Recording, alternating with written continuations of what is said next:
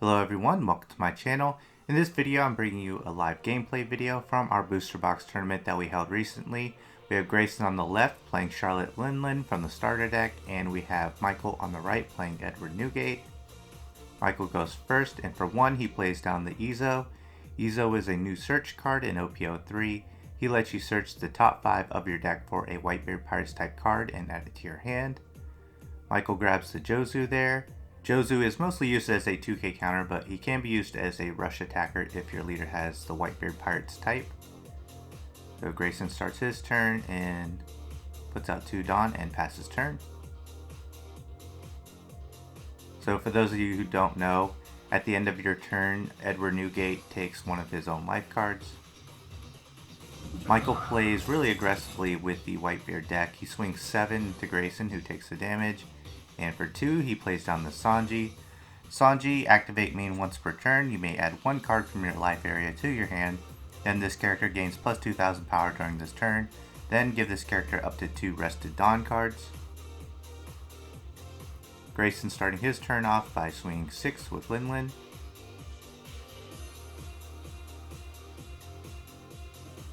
And Michael does take that. Michael triggers the Whitebeard Pirates, and on trigger, you get to use its effect, and its effect is to search the top 5 of your deck for a Whitebeard Pirates character card and add it to your hand. So it's very similar to Ezo, only you can only take a Whitebeard Pirates character card. You can't take any of the events. Michael grabs the blocker Marco, and Grayson plays down the Parasparrow to end his turn. Parasparrow, on KO, look at the top 3 cards of your deck, reveal up to 1 Big Mom Pirates type card and add it to your hand. Then place the rest at the bottom of your deck in any order. So yeah, Michael, he will just take life whenever you swing into him. I think his strategy is usually to get the Marco effect on board. So he starts in swing 7 with his leader, and Grayson actually triggers the Charlotte Cracker, which has a trigger. You may trash 1 card from your hand and play this card. So he is able to put that body onto the board, and he trashes the Charlotte Brûlée for the trigger effect.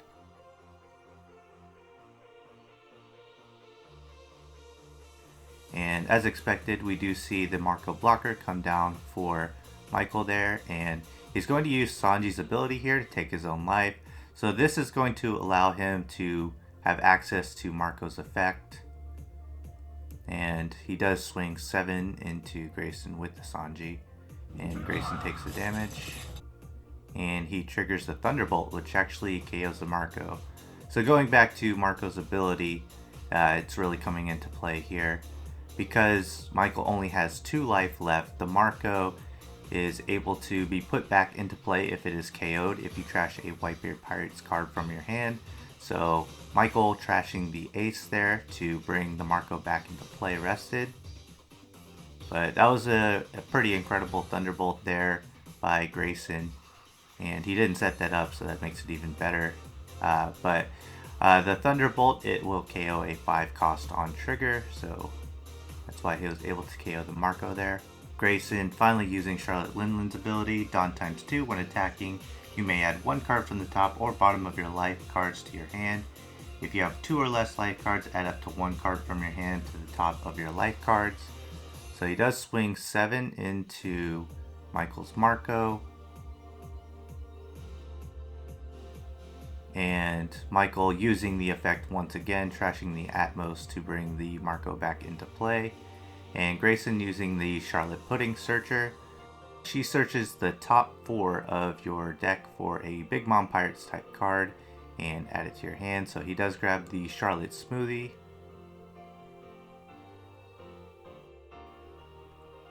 And Grayson swinging 5 into the Sanji with the Parasparrow. And Michael choosing to let the Sanji go. It's not worth protecting here. And then Grayson swings 5k into Michael's Marco with the Charlotte Cracker. So Michael could either counter with a 1k or choose to discard a Whitebeard Pirates type card to bring Marco back into play. And he actually does do that. He trashes the Fire Fist event card in order to bring the Marco back into play.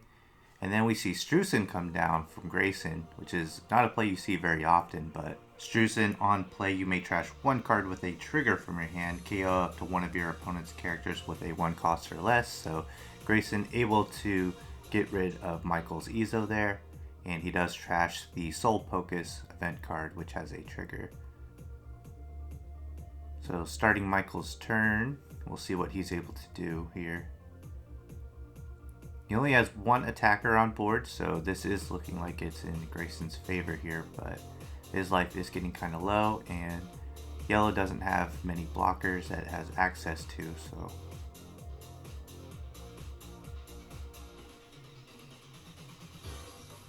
looks like for 3 Dawn we see the Squad come down, which on play, if your leader type includes Whitebeard Pirates, give up to one of your opponent's characters minus 4,000 power during this turn, and add 1 card from the top of your life cards to your hand. So he was going to draw that life at the end of the turn anyway, so not a bad time to use Squad.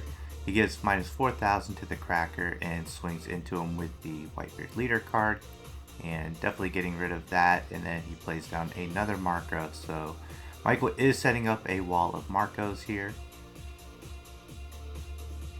But very interesting, Michael taking 2 of his own life during this game, and that just shows you how Michael plays this deck, and I think it's really fascinating. So on Grayson's 8 Dawn turn, he plays down the Charlotte Katakuri. Charlotte Katakuri, on play, you get to put a character with 8 costs or less in play to the top or bottom of the owner's life cards face up. So he does get rid of one of the Marcos there, putting it face up into Michael's life.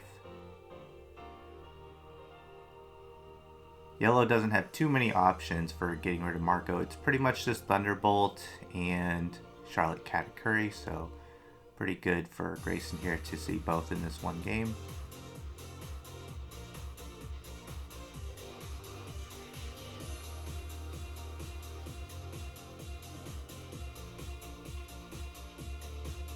So far this is a pretty fast-paced game, and it's a very interesting matchup, I think, between these two Yonko leaders.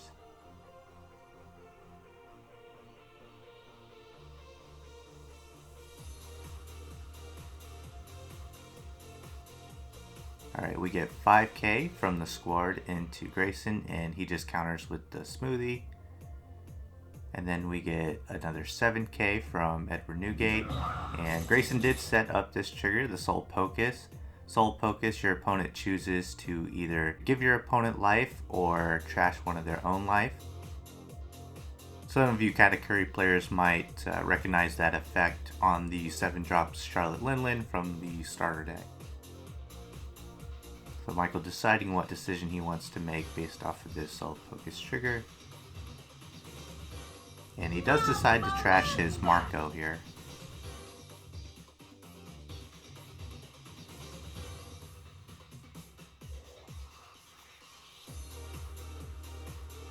And for 7 Dawn, we do see the Ace come down.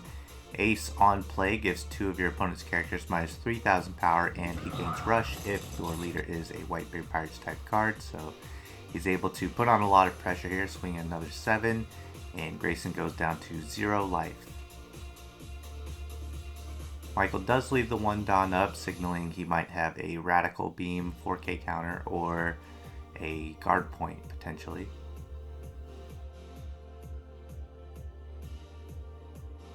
So Grayson is in a pretty tough spot here. He has to go for game, I believe, since he has 0 life and he doesn't have access to blockers. He could possibly go after board here, but I think that Michael, if he's able to protect his leader, he probably is able to protect these characters here. And I think Grayson realizes he probably isn't surviving another turn, so he's just going to go for game here, testing the waters by swinging an 8k, which is 2 over into the Edward Newgate. And Michael countering out with a 2k and a 1k, making his leader a 9k to stop that attack from Parasparrow.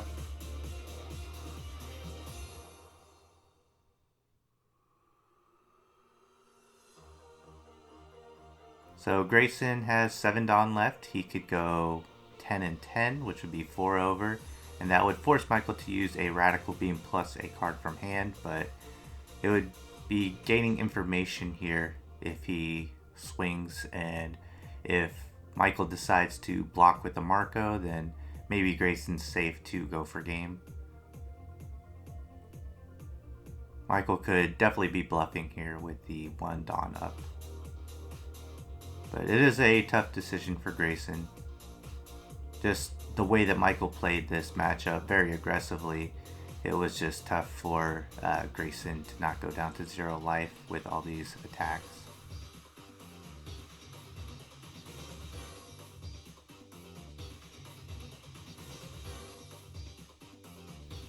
And we do see a 10k from the Charlotte Katakuri.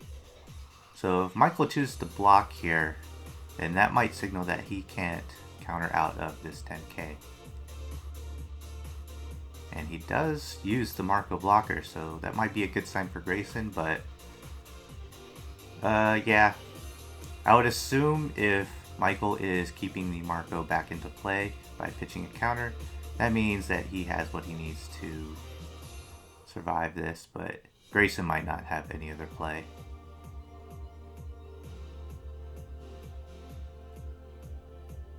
It could be possible that Michael's using a next level bluff here and maybe he wouldn't be able to counter out otherwise, so maybe he's forcing Grayson into a more defensive play.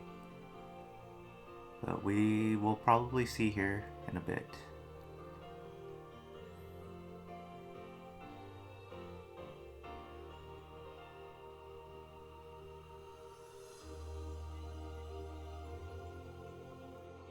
And we do see Grayson just go all in. And Michael counters with 2 2Ks and a 1K. So Grayson, realizing he's not surviving this next turn, and concedes. And that was a really fun matchup. I really enjoyed watching that one. And I do think it's cool to see a less popular leader in the starter deck, Charlotte Linlin, go off against one of the top tier decks for sure with the Edward Newgate. And I do think that Charlotte Linlin definitely held its own. I thought Grayson played that really well. And it's also interesting to see how Michael plays this deck. But I think the key moment for sure was the Sanji play. Like, it's such a gutsy thing to do when you're already taking your own life with your effect, to just throw the Sanji out there and take your own life and swing 7. But you do get to play him early at value for only 2 Dawn. So it's just a really interesting play, and honestly, he timed that perfectly, because by taking his own life there, he was able to keep the Marco blocker into play, and it came at the perfect time too with that Thunderbolt. So that was just such a crazy dynamic there to see that all come into play from both sides. But yeah, I really enjoyed watching this one, and I hope you all did too. I will definitely be uploading more videos from our booster box tournament, so look forward to those, and give this video a like if you enjoyed the match, and consider subscribing for more One Piece card game content, and I'll see you on the next one.